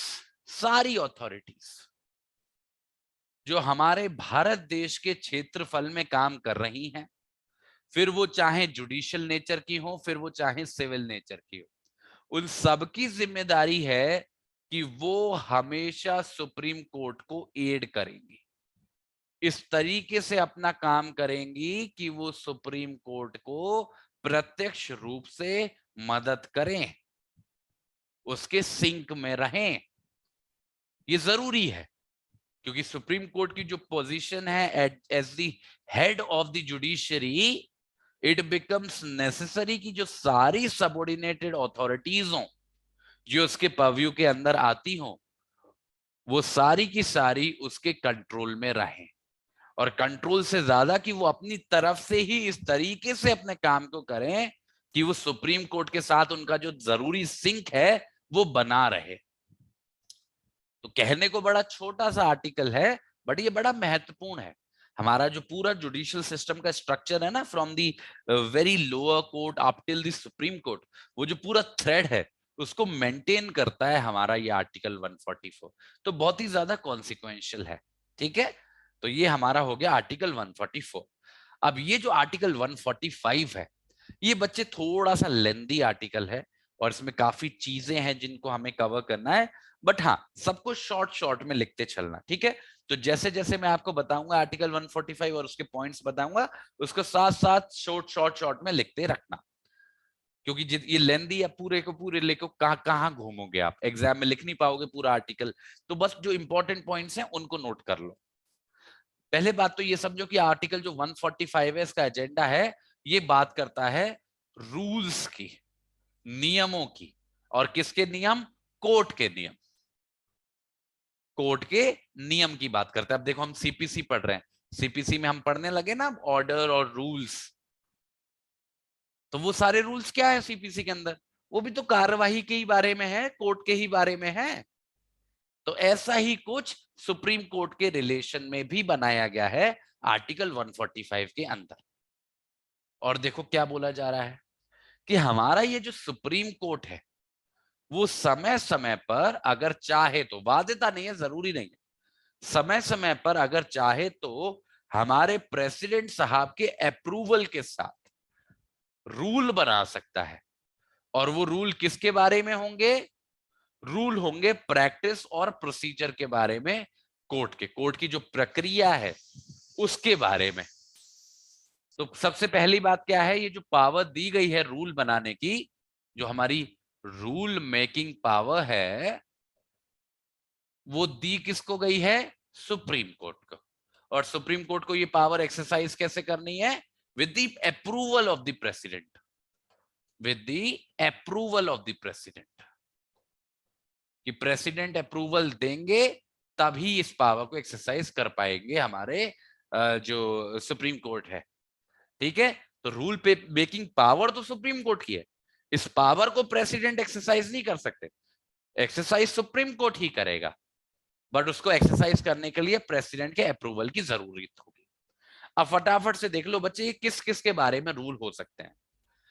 ये रूल हो सकते हैं जो सुप्रीम कोर्ट बनाएगा, जो बताएंगे कि कौन कौन लोग सुप्रीम कोर्ट के सामने प्रैक्टिस कर सकेंगे, मतलब कौन कौन सुप्रीम कोर्ट लॉयर्स बन सकेंगे, क्या क्या रिक्वायरमेंट होंगी किसी भी व्यक्ति की जो सुप्रीम कोर्ट के सामने प्रैक्टिस कर रहा है। तो इसके बारे में रूल बनाने की पावर सुप्रीम कोर्ट के पास है with the approval of the president. ये जो रूल्स हो सकते हैं, ये प्रोसीजर बता सकते हैं कि किस प्रक्रिया के अनुसार जो हमारा सुप्रीम कोर्ट है वो अपील सुनेगा या बाकी के मुद्दों को सुनेगा जो अपील से जुड़े हुए हैं। साथ के साथ ये भी बता सकते हैं, समय अवधि भी बता सकते हैं कि किस समय अवधि के अंदर कोर्ट के सामने वो अपील फाइल की जाने चाहिए। तो अपील के बारे में जो भी प्रक्रिया है, मतलब जो हमारे सुप्रीम कोर्ट की एपिलेट जुडिक्शन है उसके बारे में जो भी प्रक्रिया है, उसके बारे में नियम और कानून बनाने की पावर भी सुप्रीम कोर्ट के पास है कि उन अपीलों की कैसे सुनवाई होगी, अपील कब तक फाइल की जाएंगी, वो सारी बातें हमारा सुप्रीम कोर्ट निर्धारित करता है। इतना ही नहीं, सुप्रीम कोर्ट रूल बना सकता है कि अगर सुप्रीम कोर्ट के सामने कोई भी सिचुएशन आती है जहां पे फंडामेंटल राइट्स इन्वॉल्व है, मतलब जहां पे फंडामेंटल राइट्स को एनफोर्स करने की डिमांड हो रही है, तो ऐसी कार्यवाही कोर्ट के सामने कैसे चलाई जाएगी। तो कोई भी ऐसा मामला जिसमें मानो रिट जुडिक्शन का पिक्चर में आ रहा है, फंडामेंटल राइट्स के आधार पर प्रोसीडिंग्स को इनिशिएट किया जा रहा है, तो वो प्रोसीडिंग्स कैसे चलेंगी, क्या क्या कार्रवाई होगी, कैसे कैसे क्या क्या किया जाएगा, उन सब चीजों के बारे में हमारा सुप्रीम कोर्ट रूल बना सकता है, ठीक है। इसके अलावा अब हमको बच्चे हमारे स्टैट्यूट की जरूरत पड़ेगी, तो आप सभी लोग अपने स्टैट्यूट को निकाल लो। इसके अलावा जो हमारा क्या कहते हैं सुप्रीम कोर्ट है, वो रूल बना सकता है कार्यवाही के बारे में, जो कार्यवाही होगी आर्टिकल 139 ए के अंदर। तो आर्टिकल 139 ए के अंदर जब भी कार्यवाही कंडक्ट करेगा तो किस हिसाब से होगी, कैसे की जाएगी, उसके बारे में भी सुप्रीम कोर्ट रूल बनाएगा। अब 139 ए को बच्चे फटाफट से देख लो। जो 139 ए है वो ट्रांसफर ऑफ सर्टेन केसेस की बात करता है, जो बोलता है कि जहां पर जो केस है वो substantially same question of law arise होता है, और वो एक ऐसा केस है जो सुप्रीम कोर्ट के सामने भी है या फिर लोअर हाई कोर्ट के सामने है या किसी लोअर कोर्ट के सामने है। तो अगर ऐसी सिचुएशन आ जाए कि एक से ज्यादा केसेस हो जो सुप्रीम कोर्ट के सामने भी पेंडिंग हो, निचले कोर्ट्स के सामने भी पेंडिंग हो, और उनमें जो सवाल उठ रहा हो वो एक ही उठ रहा हो, तो ऐसी स्थिति में जो आर्टिकल 139A है वो सुप्रीम कोर्ट को ये पावर देता है कि उन केसेस को लोअर कोर्ट से मंगाकर अपने पास बुला सकता है और उन केसेस को वो खुद से डिसाइड कर सकता है। तो ये जो पूरा प्रोसेस होगा कि लोअर कोर्ट से उन केसेस को मंगाना, मतलब हाई कोर्ट से उन केसेस को मंगाना और उन केसेस की खुद से सुनवाई कंडक्ट करना, इसके बारे में जो भी प्रक्रिया है, जो भी प्रोसेस होगा, वो किन नियमों के अनुसार चलेगा, उसको भी बताने की पावर बच्चे हमारे सुप्रीम कोर्ट के ही पास है। ठीक है, तो आर्टिकल 139A। इसके अलावा हमारे सुप्रीम कोर्ट के पास पावर है रूल्स बनाने की। जो रूल्स होंगी उन अपील से जुड़े हुए, जो अपील हमारे क्लॉज 1 ऑफ आर्टिकल 134 के क्लॉज 3 के अंदर आ रहे हैं, सब क्लॉज 3 के अंदर आ रहे हैं। अब बच्चे आर्टिकल 134 मैंने आपको पढ़ाया था, आप सभी को याद होगा कि हमारा जो आर्टिकल 134 है वो क्रिमिनल मैटर्स में अपीलेट जुडिक्शन की बात करता है। क्रिमिनल मैटर्स में सुप्रीम कोर्ट की जो अपीलेट जुडिक्शन है वो क्या क्या होगी, कैसे कैसे होगी, उसकी बात करता है। और स्पेसिफिकली जो उसका सब क्लॉज 3 है वो बात करता है वैसी परिस्थिति की जहां पे अपीलेट जुडिक्शन क्रिमिनल केसेस में एक्सरसाइज की जाएगी by the supreme court on the basis of A certificate. अगर सर्टिफिकेट इश्यू होता है, और सर्टिफिकेट कहां इश्यू किया जाता है, आर्टिकल 134A के अंदर। तो सर्टिफिकेट के आधार पर जब अपील को सुनेगा क्रिमिनल केसेस के अंदर सुप्रीम कोर्ट, उसमें कैसे प्रक्रिया चलेगी, क्या प्रक्रिया चलेगी, उसके बारे में भी नियम बनाने की जो पावर है वो सुप्रीम कोर्ट के ही पास है with the approval of the president. ठीक है, इसके अलावा रूल बनाने की पावर, जो रूल्स जुड़े होंगे किसी भी उन कंडीशन से, उन परिस्थितियों से, जो जिस भी परिस्थितियों में कोई भी जजमेंट सुनाई जाती है या कोर्ट का कोई भी ऑर्डर आता है, जिसको ध्यान से देखना, जिसको रिव्यू किया जा सके, जिसको रिव्यू किया जा सके। और अगर रिव्यू किया जा रहा है तो उसमें क्या प्रक्रिया फॉलो होगी, कितना समय मिलेगा, जिस समय के अंदर ऐसी रिव्यू के बारे में एप्लीकेशन फाइल कर जानी चाहिए। तो देखो आप सभी को मैंने बच्चे सीपीसी के अंदर 3 सेक्शंस पढ़ाए थे, आपको याद होगा। वो थे सेक्शन 113, सेक्शन 114 और 115। वहां पे मैंने आपको रिव्यू, रेफरेंस और रिवीजन की डेफिनेशंस पढ़ाई थी। तो वो जो रिव्यू की डेफिनेशन मैंने आपको पढ़ाई थी सेक्शन 113 के अंदर, वही डेफिनेशन यहाँ पे लागू होती है। वैसे तो वो जो डेफिनेशन थी वो in the context of lower courts और हाई कोर्ट की थी, पर यहाँ पर जब मैं सुप्रीम कोर्ट के रूल मेकिंग की पावर कर रहा हूँ बात, तो आप इतना समझ लो कि जब भी सुप्रीम कोर्ट रिव्यू करने की जुडिक्शन को एक्सरसाइज करता है, तो उस रिव्यू करने की जुडिक्शन को एक्सरसाइज करते वक्त जो भी प्रक्रिया, जो भी कार्रवाई चलाई जाती है, उसमें कौन से नियम लागू होंगे, कितना समय मिलेगा, और जो भी छोटी मोटी बातें हैं, उन सब के बारे में नियम बनाने की पावर हमारे सुप्रीम कोर्ट के पास है। तो रिव्यू जुडिक्शन के बारे में भी रूल बनाने की पावर हमारे सुप्रीम कोर्ट के पास ही है।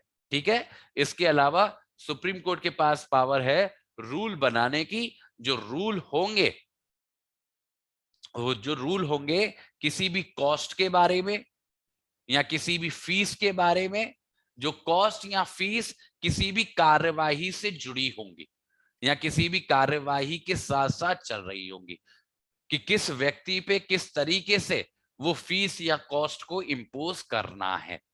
तो मतलब कोई भी कार्यवाही कोर्ट के सामने चल रही है जिसमें मैंने कॉस्ट का कॉन्सेप्ट भी आपको पढ़ाया ना सीपीसी के अंदर।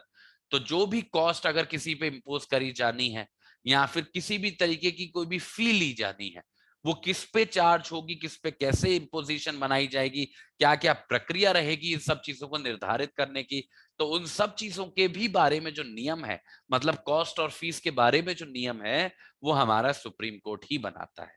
ठीक है, अगला जो हमारा सुप्रीम कोर्ट है उसके पास नियम बनाने की पावर है, जो नियम होंगे बेल के बारे में, कि कब किसको कैसे हमारा सुप्रीम कोर्ट बेल देगा, किन किन चीजों का ध्यान रखेगा, क्या प्रक्रिया फॉलो की जाएगी, इन सब के बारे में भी सुप्रीम कोर्ट रूल बनाता है।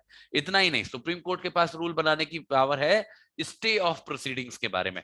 अगर कभी भी सुप्रीम कोर्ट को किसी भी परिस्थिति में किसी भी केस की अगर कार्यवाही को रोकना पड़ रहा है, तो क्या प्रक्रिया फॉलो होगी, कैसे रोका जाएगा, उसके क्या क्या कॉन्सिक्वेंस होंगे, कल को उसको कैसे रिज्यूम किया जाएगा, इन सारी बातों के बारे में भी नियम जो है हमारा सुप्रीम कोर्ट ही बनाता है।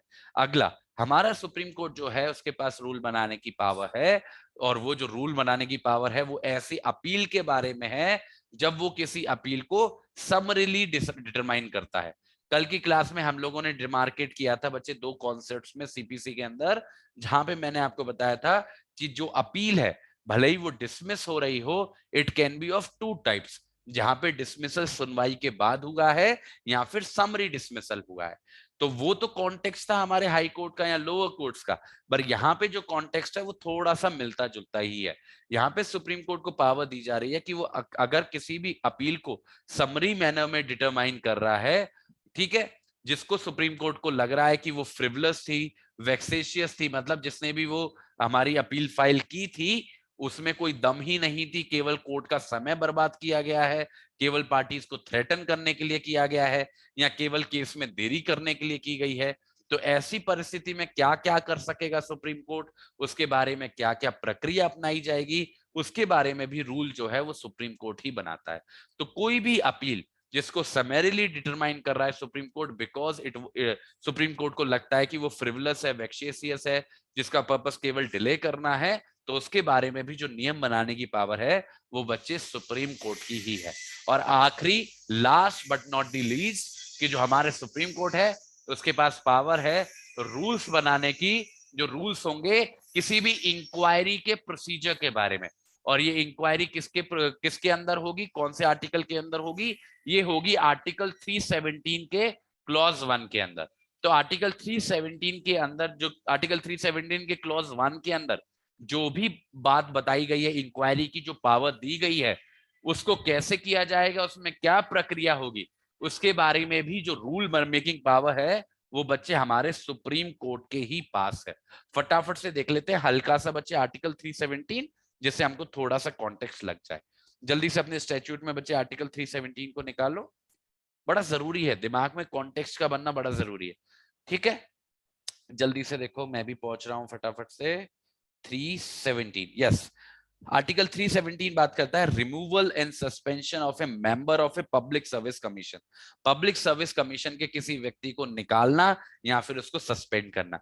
अब इसी के कॉन्टेक्स्ट में बच्चे इंक्वायरी की बात करी गई होगी कि इंक्वायरी कंडक्ट करेगा सुप्रीम कोर्ट, तो उसी इंक्वायरी में क्या प्रक्रिया, क्या प्रोसीजर, क्या प्रोसेस फॉलो होगा, उसके बारे में रूल मेकिंग पावर जो है वो हमारे सुप्रीम कोर्ट के पास है। तो ये सारी सिचुएशंस जो भी हमने पढ़ी अभी, उन सारी सिचुएशन के बारे में जो रूल बनाने की पावर है वो सुप्रीम कोर्ट के पास है। बट वो सुप्रीम कोर्ट कैसे एक्सरसाइज करता है उस रूल मेकिंग पावर को? With the approval of the president, with the approval of the president. ठीक है, अब ये तो हो गया बच्चे हमारा clause 1। Now come two clause 2। ध्यान से सुनना बच्चे, बड़ा इंपॉर्टेंट आर्टिकल है, ध्यान से सुनना।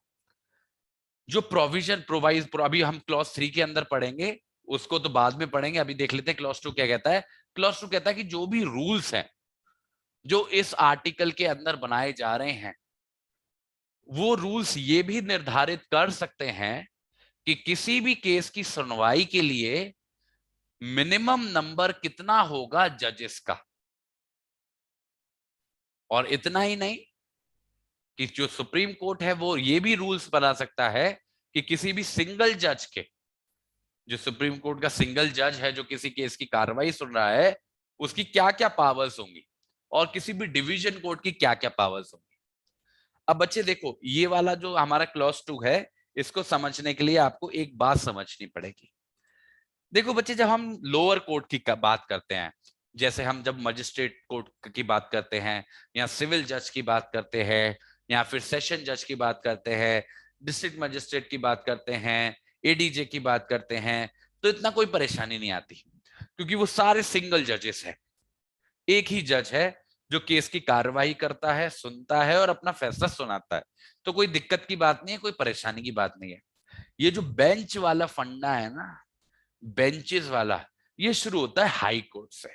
और ये बेंच का फंडा क्या है इसको समझो। अब बच्चे ये देखो, हाई कोर्ट है या सुप्रीम कोर्ट है, चलो सुप्रीम कोर्ट पढ़ रहे हैं तो सुप्रीम कोर्ट के कॉन्टेक्स्ट में ले लेते हैं। जैसे हमको बताया कि सुप्रीम कोर्ट में टोटल 31 जज है, 31, 30+1। अब वो इतने जो सारे जजेस हैं, अब वो जरूरी नहीं है कि वो सारे जजेस अकेले अकेले बैठ के अलग अलग केसों की सुनवाई करें। अलग अलग ऑप्शंस अवेलेबल होते हैं। ऐसा भी हो सकता है कि कोई सिंगल जज बेंच हो, मतलब एक ऐसा केस जिसको सुप्रीम कोर्ट का एक जज बैठ के सुनेगा। ऐसा भी हो सकता है कि कोई डिवीजन बेंच हो। डिवीजन बेंच का मतलब होता है जहां पे दो जजेस बैठ के किसी केस को सुन रहे हैं। फिर ऐसी कहानी बढ़ती रहती है। ऐसा भी हो सकता है कि किसी केस में तीन जजेस की बेंच हो, 5 जजेस की बेंच हो, 7 जजेस की बेंच हो, 9 जजेस की बेंच हो, 13 जजेस की बेंच हो, 15 जजेस की बेंच हो। So these are all the possibilities.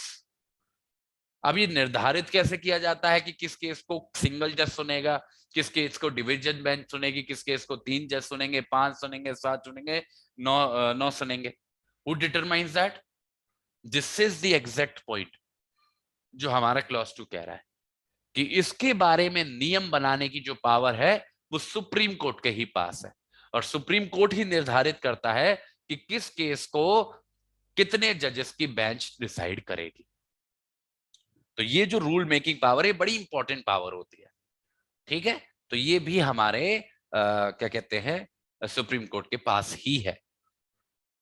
पर पर ये जो हमने क्लॉज 2 पढ़ा ना, जिसमें सुप्रीम कोर्ट रूल्स बना रहा था as to number of the जजेस, उसका एक प्रोवाइजो है, वो है हमारा क्लॉज 3, जो बोलता है कि अगर कोई ऐसा केस है जिसमें substantial question of law arise हो रहा है, एक substantial question of law arise हो रहा है, और वो जो सब्सटेंशियल क्वेश्चन ऑफ लॉ है उसमें हमारे भारतीय संविधान की व्याख्या करना जरूरी है, मतलब हमारे इंडियन कॉन्स्टिट्यूशन की इंटरप्रिटेशन होना बड़ा जरूरी है, या फिर जो मामला है वो आर्टिकल 143 का है, मतलब प्रेसिडेंट साहब ने एडवाइस मांगी है, सुप्रीम कोर्ट की ओपिनियन मांगी है, मतलब एडवाइजरी जुडिक्शन का मामला है। तो अगर ये परिस्थिति है कि इन दोनों में से कोई एक सिचुएशन बन रही है, या तो ये सिचुएशन कि किसी केस में substantial question of law arise हो रहा है जिसमें इंटरप्रिटेशन ऑफ कॉन्स्टिट्यूशन इन्वॉल्व है, या फिर जो मामला है वो आर्टिकल 143 का है, इन दोनों ही जगह से, इन दोनों ही सिचुएशन में ये जरूरी हो जाएगा कि ये जो जजेस है जो इन केसेस को सुन रहे हैं जहां पे interpretation of the constitution involve है, आर्टिकल 143 इन्वॉल्व है, उनका नंबर कम से कम 5 हो। मतलब किसी भी substantial question of law decide करने के लिए जो इंटरप्रिटेशन ऑफ कॉन्स्टिट्यूशन से जुड़ा हुआ है, या फिर किसी भी आर्टिकल 143 के अंदर ओपिनियन देने के लिए कम से कम 5 जजेस की बेंच का कॉन्स्टिट्यूट होना जरूरी है। अब बच्चे जहां तक मामला आर्टिकल 143 का है आप समझ ही गए हो। आर्टिकल 143 में दो ही क्लॉज हैं, क्लॉज 1 जो आम परिस्थितियों में लागू होता है, क्लॉज 2 जो मैंने बता दिया वो स्पेसिफिक वाली सिचुएशन है, आर्टिकल 131 के प्रोवाइजो वाली। पर ये जो मामला है इंटरप्रिटेशन ऑफ द कॉन्स्टिट्यूशन वाला, ये कहां कहां पे अराइज होता है? ये अराइज होता है बच्चे हमारे आर्टिकल 132 के अंदर। आर्टिकल 132 के अंदर सुप्रीम कोर्ट की एपिलेट जुडिक्शन है, जहां पर भी हमारा हाई कोर्ट ये सर्टिफिकेट जारी कर दे कि उस केस के अंदर कोई भी substantial question of law rise हो रहा है जिसमें इंटरप्रिटेशन ऑफ कॉन्स्टिट्यूशन की जरूरत है।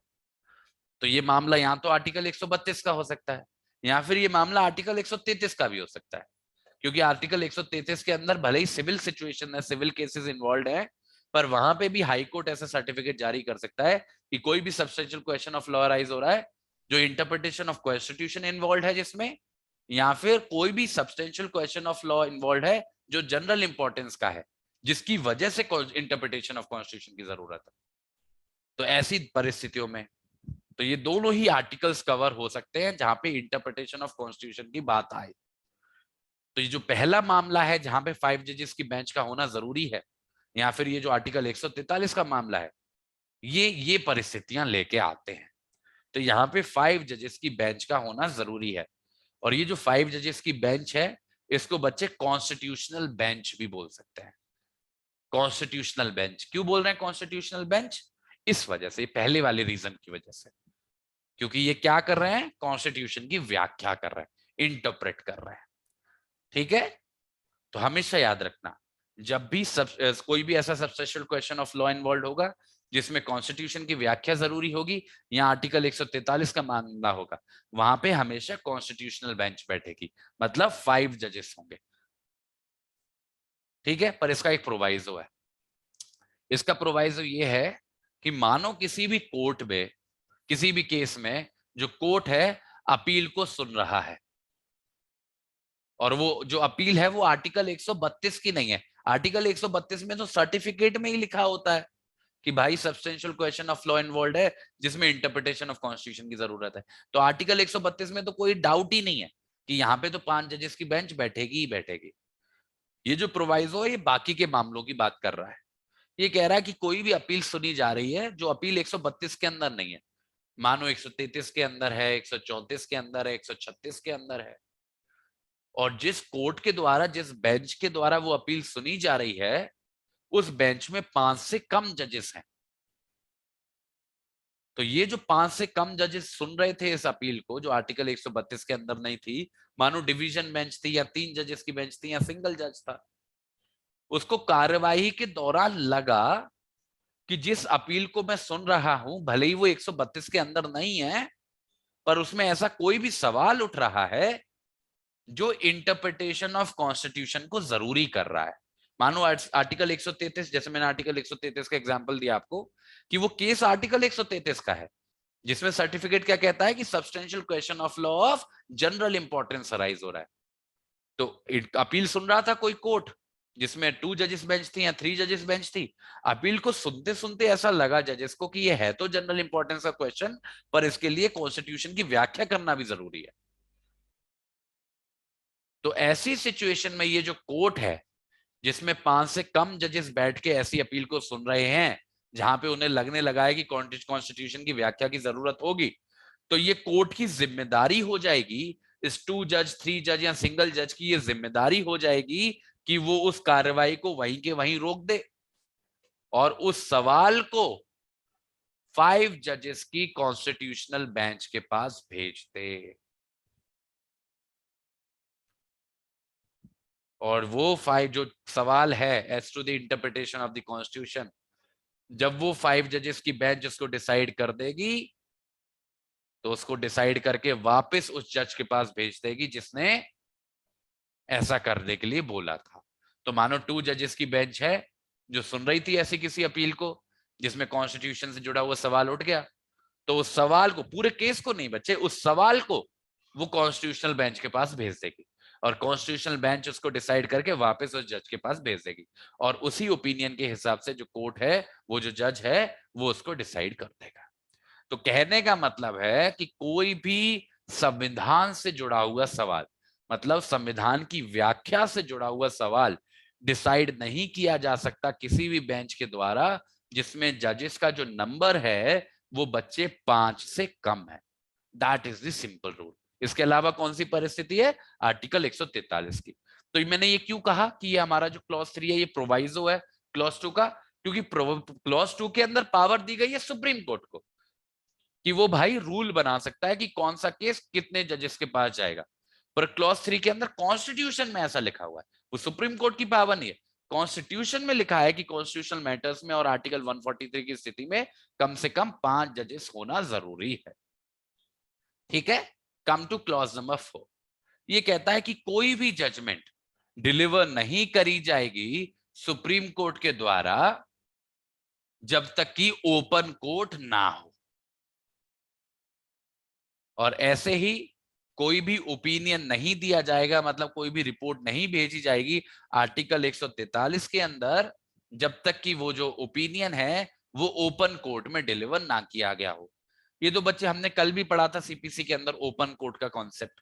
ओपन कोर्ट का कॉन्सेप्ट बच्चे बड़ा इंपॉर्टेंट कॉन्सेप्ट है जी, क्योंकि हमारा जो जुडिशियल सिस्टम है, हमारा क्या पूरी दुनिया के जो जुडिशियल सिस्टम है वो मानते हैं कि न्याय होना भी जरूरी है और उससे कई ज्यादा जरूरी है कि लोगों को दिखे कि न्याय हो रहा है। मतलब हमारे जो न्यायालय हैं, हमारा जो जुडिशियल सिस्टम है, वो किसी परिस्थिति में न्याय करने में सक्षम है। That should also be the situation. तो यही रीजन है कि ओपन कोर्ट का कॉन्सेप्ट है। तो अब बोला जा रहा है कि हमेशा सुप्रीम कोर्ट जो है अपने डिसीजंस को ओपन कोर्ट में सुनाएगा। और ओपन कोर्ट का मतलब है एक ऐसा कोर्ट जहां पे जो पब्लिक है, जो जनता है, उसका एक्सेस होता है, कि जनता आके देख सकती है, उस प्रोसेस का पार्ट बन सकती है, उसको विटनेस कर सकती है। तो सुप्रीम कोर्ट अपनी कार्रवाई को कभी भी सीक्रेसी में नहीं चलाएगी, चुपचाप चुपचाप दरवाजों के पीछे काम नहीं होगा। It would always happen in the open court. तो जब भी सुप्रीम कोर्ट कोई जजमेंट डिलीवर करता है या 143 के अंदर अपना ओपिनियन जाहिर करता है, it must always be it must always be in an open court. ठीक है, now come to the last clause, clause number 5। कोई भी जजमेंट या कोई भी ओपिनियन नहीं दिया जाएगा सुप्रीम कोर्ट के द्वारा जब तक जजेस की मेजोरिटी ना हो जाए, जब तक कंकरेंस ऑफ मेजोरिटी ना हो जाए। जो किसी और कौन से जजेस, जो किसी भी कार्रवाई का पार्ट थे। मतलब मानो 5 कॉन्स्टिट्यूशनल जजेस की बेंच है, तो जब तक 3 जजेस एक जवाब नहीं देंगे तब तक फैसला नहीं हो सकता। मानो एक जज कुछ कह रहा है, एक जज कुछ कह रहा है, एक जज कुछ कह रहा है, एक जज कुछ कह रहा है, एक जज कुछ कह रहा है, फैसला नहीं हो सकता। मेजोरिटी एक ही चीज कहनी चाहिए। मेजोरिटी का मतलब क्या है? आधे से एक ज्यादा। तो सारे जो डिसीजंस होते हैं सुप्रीम कोर्ट के, वो होते हैं मेजोरिटी के आधार पर। जैसे अगर 13 जजेस की बेंच है, तो कम से कम 7 जजेस जब तक एक तरफ नहीं होंगे तब तक फैसला नहीं आ सकता। ठीक है, पर पर ये बड़ा इंपॉर्टेंट फीचर है इस, ये कहता है कि वो जो जज है जो मेजोरिटी के साथ नहीं है,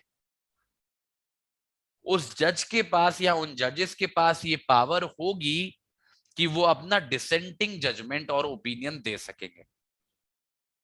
तो मानो ये जो 13 में से 7 जज एक तरफ है, ये तो मेजोरिटी हो गया, और इनका जो भी जजमेंट होगा वो बाइंडिंग जजमेंट होगा, असल में वही फैसला होगा कोर्ट का। पर जो बाकी के 6 जजेस हैं, जो मेजोरिटी का पार्ट नहीं बने, जो मेजोरिटी के साथ एग्री नहीं करते, वो अपने अलग अलग जजमेंट दे सकते हैं या मिलके भी दे सकते हैं, डिपेंड कि वो एक दूसरे के साथ कितने सिंक में है। तो यहां पे जजमेंट देने का हक दोनों का होता है, मेजोरिटी का भी माइनॉरिटी का भी। पर जो बाइंडिंग जजमेंट होती है वो मेजोरिटी की होती है। ये इंपॉर्टेंट क्यों है? डिसेंटिंग जजमेंट देना इंपॉर्टेंट क्यों है? क्योंकि हमारे देश में बहुत बड़े बड़े जजेस हैं जो इतने पॉपुलर हुए केवल इस वजह से क्योंकि उन्हें कई महत्वपूर्ण सिचुएशंस में डिसेंटिंग जजमेंट्स दिए। उसमें एक जज का नाम है HR खन्ना। इन जज के बारे में कभी कुछ पढ़िए, will feel inspired, will learn a lot. तो पढ़ना है किसी के बारे में तो इनके बारे में जरूर पढ़े। तो अगर आप एग्री नहीं कर रहे, इसका मतलब ये नहीं है कि आपकी बात आपके दिल तक रह जाएगी, नहीं। आप भी अपना, ये बात बिल्कुल सही है कि आपके ओपिनियन का कोई वैल्यू नहीं है लीगली, वो बाइंडिंग नहीं है, बट स्टिल आप अपनी बात को सामने रख सकते हो, दैट इज इंपॉर्टेंट। ये सिस्टम नहीं होता था बच्चे हमारे संविधान आने से पहले। जो प्राइवी काउंसिल थी, प्राइवी काउंसिल के अंदर ये डिसेंटिंग जजमेंट वाला कॉन्सेप्ट नहीं था। It is our supreme court and it is this article, article 145 clause 5, जिसने ये पावर वेस्ट की है हमारे सुप्रीम कोर्ट में। ठीक है, तो बच्चे ये था हमारा आर्टिकल 145। अब आते हैं हम लोग आर्टिकल 146 पे। 2 आर्टिकल्स रह गए अभी, फटाफट से काम खत्म हो जाएंगे। अब ये जो आर्टिकल 146 है ये बहुत ज्यादा इंपॉर्टेंट नहीं है, पर पढ़ लेते हैं जब सब कुछ पढ़ा है तो। यहाँ पे बच्चे होती है बात ऑफिसर्स और सर्वेंट्स की और उनके खर्चे की। तो यहाँ पे ऑफिसर्स और सर्वेंट्स का मतलब क्या है?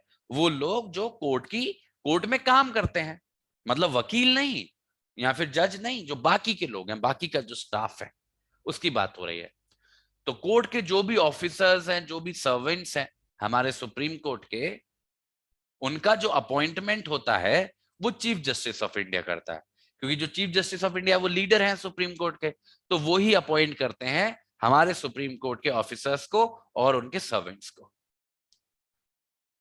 ठीक है। और अगर चीफ जस्टिस ऑफ इंडिया ये पावर चाहें तो किसी और को भी दे सकते हैं, और उनके बिहाफ पे सुप्रीम कोर्ट का कोई दूसरा जज या कोई दूसरा ऑफिसर इस काम को कर सकता है, क्योंकि चीफ जस्टिस ऑफ इंडिया के पास तो हजारों काम है, वो केवल अपॉइंटमेंट थोड़ी ना करता रहेगा बैठे बैठे, पावर उसी की है, बट उसके बिहाफ पे कोई दूसरा भी एक्सरसाइज कर सकता है। पर यहां पर अगर प्रेसिडेंट साहब चाहें तो अपनी टांग अड़ा सकते हैं, और वो अपनी टांग अड़ा के ये बोल सकते हैं कि कोई भी व्यक्ति जो कोर्ट से जुड़ा हुआ नहीं है पहले से, वो किसी भी ऑफिस के लिए नहीं चुना जाएगा। जब तक कि कंसल्टेशन ना कर दिया जाए यूनियन पब्लिक सर्विस कमीशन के साथ। वैसे बिल्कुल इंपॉर्टेंट बात नहीं है, पर समझा देता हूं क्योंकि आप खुद से नहीं समझ पाओगे। प्रेसिडेंट ये बोल सकता है कि कुछ कैटेगरी ऑफ अपॉइंटमेंट्स जिनको चीफ जस्टिस कर रहा है, अगर वो ऐसे लोग हैं जो चुने जा रहे हैं जिनका पहले से कोई रिश्ता नहीं है, मानो सीनियर पोस्ट है, उन्हीं सर्वेंट्स की और उन्हीं ऑफिसर्स की सीनियर पोस्ट है, तो उनके लिए अगर डायरेक्ट अपॉइंटमेंट किया जा रहा है, जो पहले से लोग जूनियर लेवल पे काम कर रहे हैं उनको प्रमोट ना करके डायरेक्ट अपॉइंटमेंट किया जा रहा है, तो वहां पे प्रेसिडेंट बोल सकते हैं कि chief justice of India in appointments को यूनियन पब्लिक सर्विस कमीशन मतलब यूपीएससी के ही कंसल्टेशन के बाद करेगा। ठीक है। पर अगर वो जो अपॉइंटमेंट है वो पुराने ही लोगों का है तो कोई परेशानी नहीं है, ये प्रेसिडेंट के पास पावर है, जरूरी नहीं है कि वो उसको एक्सरसाइज करे, वो स्पेसिफाई कर सकता है कि किस किस पोस्ट के बारे में यूपीएससी की कंसल्टेशन लेना जरूरी हो जाएगा। ठीक है। क्लॉज 2, जो कंडीशंस ऑफ सर्विस होंगी, मतलब जिन कंडीशंस के अनुसार ये ऑफिसर्स और सर्वेंट्स काम करेंगे, इनकी जो नौकरी होगी, ठीक है, वो होगी जो हमारे चीफ जस्टिस ऑफ इंडिया निर्धारित करेंगे रूल्स के अनुसार, रूल्स बना के, और उनके बिहाफ पे इस काम को कोई दूसरा जज भी कर सकता है या कोई दूसरा ऑफिसर भी कर सकता है। ठीक है। तो क्या कंडीशंस ऑफ सर्विस रहेंगी इन ऑफिसर्स की, वो भी चीफ जस्टिस ऑफ इंडिया ही निर्धारित करते हैं। तो अपॉइंटमेंट भी चीफ जस्टिस ऑफ इंडिया कर रहे हैं और कंडीशंस ऑफ सर्विस भी चीफ जस्टिस ऑफ इंडिया ही निर्धारित कर रहे हैं। ठीक है। पर जहां तक बात इन ऑफिसर्स की सैलरीज की है, उनकी अलाउंसेस की है, उनकी छुट्टियों की है या उनकी पेंशन की है, इन मामलों में प्रेसिडेंट की अप्रूवल लेना जरूरी है, केवल इन मामलों में। बाकी की जो कंडीशंस ऑफ सर्विस हैं कि कितने बजे आना है, कितने बजे जाना है, और जो उनका वर्क लोड है, वर्क नेचर है, वो सब सीजीआई खुद से कर सकता है। बट ये जो 4 स्पेसिफिक हेड्स है सारे पैसे वाले हैं, और ये पैसे वाले में क्यों हम इंटरफेयर करा रहे हैं आप समझ जाओगे जब आप क्लॉज 3 पढ़ोगे। तो पैसे वाले जितने भी हैं, सैलरीज, अलाउंसेस, लीव और पेंशन, इनके बारे में जो है हमारे जो प्रेसिडेंट साहब हैं उनका अप्रूवल लेना पड़ता है। क्लॉज 3, जो भी खर्चा होता है, एडमिनिस्ट्रेटिव खर्चा होता है सुप्रीम कोर्ट का। अब बच्चे, इतना बड़ा इंस्टीट्यूशन है, इतनी बड़ी बिल्डिंग है, इतने सारे लोग हैं जो काम कर रहे हैं, तो खर्चा तो होगा। ये जो जो भी लोग हैं, ऑफिसर्स हैं, इनकी सैलरीज हैं, इनके अलाउंसेस हैं, इनके पेंशन हैं, ये सारा खर्चा कौन उठाता है? ये सारा खर्चा उठाता है हमारा कंसोलिडेटेड फंड ऑफ इंडिया। और आप याद करो, मैंने आपको जब आर्टिकल 110 पढ़ाया था तो हमने एक कॉन्सेप्ट को समझा था कि वो पैसा जो कंसोलिडेटेड फंड ऑफ इंडिया पे चार्ज्ड है, मतलब फिक्स्ड है कि वो आना ही आना है कंसोलिडेटेड फंड ऑफ इंडिया से। ये एक ऐसा खर्चा होता है जिसपे पार्लियामेंट भी डिस्कशन नहीं कर सकती, वो फिक्स्ड है, वो बजट से ऊपर नीचे नहीं होता है। तो ये जो भी एडमिनिस्ट्रेटिव एक्सपेंसेस होते हैं सुप्रीम कोर्ट के, they are charged on the consolidated fund of India. ठीक है। और कोई भी पैसा जो सुप्रीम कोर्ट लेता है किसी भी व्यक्ति से, वो सारा सारा पैसा उसी कंसोलिडेटेड फंड ऑफ इंडिया में आता है। तो मतलब सुप्रीम कोर्ट जो भी पैसा कमा रहा है, वैसे गलत शब्द है कमाने का, बट जो भी सब पैसा प्राप्त कर रहा है, जैसे कॉस्ट लगा रहा है, किसी पे फाइन लगा रहा है, किसी से कोई फीस ले रहा है, वो सारा पैसा कंसोलिडेटेड फंड ऑफ इंडिया में ही जाता है। और जो भी खर्चा है सुप्रीम कोर्ट का, वो भी कंसोलिडेटेड फंड ऑफ इंडिया से ही आता है। ठीक है। तो हमारा ये जो आर्टिकल है बच्चे, आर्टिकल हमारा 146, इसमें हमने ऑफिसर्स और सर्वेंट्स के बारे में पढ़ा, जहां पे जाना कि ऑफिसर और सर्वेंट्स का अपॉइंटमेंट भी चीफ जस्टिस ऑफ इंडिया करते हैं, उनके कंडीशंस और सर्विस को भी निर्धारित चीफ जस्टिस ऑफ इंडिया ही करते हैं। अपॉइंटमेंट के बारे में प्रेसिडेंट के पास ये पावर है कि किसी पोस्ट को वो निर्धारित कर सकता है कि उस पोस्ट पे अपॉइंटमेंट के लिए यूपीएससी की अप्रूवल की जरूरत पड़ेगी। ऐसे ही कंडीशंस ऑफ सर्विस में स्पेसिफिकली सैलरी, अलाउंस, लीव और पेंशन में प्रेसिडेंट के अप्रूवल की जरूरत होती है। जो भी एडमिनिस्ट्रेटिव खर्चा होता है वो कंसोलिडेटेड फंड ऑफ इंडिया से आता है, और जो भी पैसे की कमाई है वो कंसोलिडेटेड फंड ऑफ इंडिया में ही जाती है। ठीक है, now coming to the very last section, जिसके बाद हमारा जो सुप्रीम कोर्ट की चर्चा है, यूनियन जुडिशरी की चर्चा है बच्चे, वो खत्म हो जाएगी, और वो है हमारा आर्टिकल 147। अब ये जो आर्टिकल 147 है, बड़ा सिंपल सा आर्टिकल है, बड़ा बड़ा कॉन्सिक्वेंशियल है, समझिएगा। इसका जो टाइटल है वो है इंटरप्रिटेशन, तो बड़ा मिसलीडिंग सा है, हमको ज्यादा बताता नहीं है, पर देखना इस चैप्टर में, और चैप्टर नंबर 5 और पार्ट 6 का हमारा चैप्टर नंबर 5 है, तो जो हम बोलते हैं ना substantial question of law as to the interpretation of constitution, आप याद करो आर्टिकल 132 जो अपील की बात कर रहा है, substantial question of law as to the interpretation of constitution, article 145 अभी जिसका हमने जिक्र किया। तो जब भी ये एक्सप्रेशन यूज किया गया है हमारे इंडियन कॉन्स्टिट्यूशन के अंदर, और बोला गया है कि ऐसा सवाल आएगा तो सुप्रीम कोर्ट देखेगा उसको, तो ये जो substantial question of law as to the interpretation of constitution है, इसको ऐसे इंटरप्रेट किया जाएगा जिसमें इंक्लूड हो जाएंगे वो सब्सटेंशियल क्वेश्चन ऑफ लॉ जो as to the interpretation of government of India act 1935 है, या फिर इंडियन इंडिपेंडेंस एक्ट 1947 है। इन दो को याद कर लो, काफी है। ये दोनों कानून कौन से हैं? जो हमारे भारतीय संविधान के लागू होने से पहले के हैं। तो अगर कभी भी कोई सवाल अराइज हो रहा है जो सब्सटेंशियल क्वेश्चन ऑफ लॉ है, पर उसमें जो इंटरप्रिटेशन की जरूरत पड़ रही है वो इंडियन कॉन्स्टिट्यूशन की नहीं पड़ रही, पर जो व्याख्या की जरूरत पड़ रही है वो गवर्नमेंट ऑफ इंडिया एक्ट 1935 की पड़ रही है, या इंडिपेंडेंस एक्ट 1947 की पड़ रही है, या उनके अंदर दिए गए किसी भी ऑर्डर्स वगैरह की है, तो हम मान लेंगे कि ये जो दोनों ही कानून है इस एक्सप्रेशन में कवर हो जाते हैं। मतलब आर्टिकल 132 के अंदर जब अपीलेट जुडिक्शन को एक्सरसाइज करता है सुप्रीम कोर्ट, तो उन सवालों को तो देख ही सकता है जहां पर directly interpretation of Indian constitution involve है। पर अगर इंटरप्रिटेशन ऑफ कॉन्स्टिट्यूशन इन्वॉल्व नहीं है बल्कि interpretation of government of India act involve है या इंडिपेंडेंस एक्ट इन्वॉल्व है, तो वहां पर भी आर्टिकल 132 को जुडिक्शन को एक्सरसाइज किया जा सकेगा।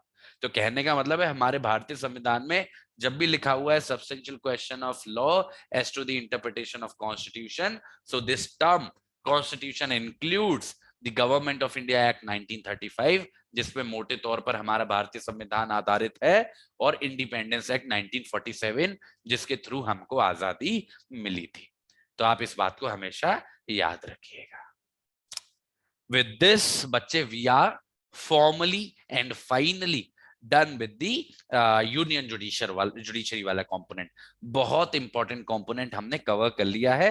अब आप सभी लोगों से रिक्वेस्ट है कि किसी दिन को निकाल के जितने भी क्लासेस मैंने यूनियन जुडिशरी पे लिए हैं स्टार्टिंग विद आर्टिकल 124, उन सबको बारी बारी से एक बार रिवाइज कर लेना और अपने नोट्स को क्रॉस चेक कर लेना, वरना क्या होगा बच्चे, आप भूल जाओगे ओवर टाइम, क्योंकि हमने बहुत सारी चीजें पढ़ी है और बहुत सारी चीजों को समझा है। तो आप चीजों को कॉन्टेक्स्ट में रखना, मतलब उनके साथ टच में रहना। ऐसा नहीं है कि हमने पढ़ लिया तो बस जाए भाड़ में, हो गया चीज कवर, ऐसा नहीं। हमको ये अप्रोच नहीं लेनी, हमको स्मार्ट अप्रोच लेनी है, क्योंकि हम स्मार्ट बच्चे हैं और हमको लंबा प्लान करना है। हमको इमीडिएट नीड नहीं सोचनी कि भाई हमारा परसों एग्जाम है तो बस काम चल जाए। काम नहीं चलाना है, काम चलाओगे तो काम कभी नहीं चलेगा।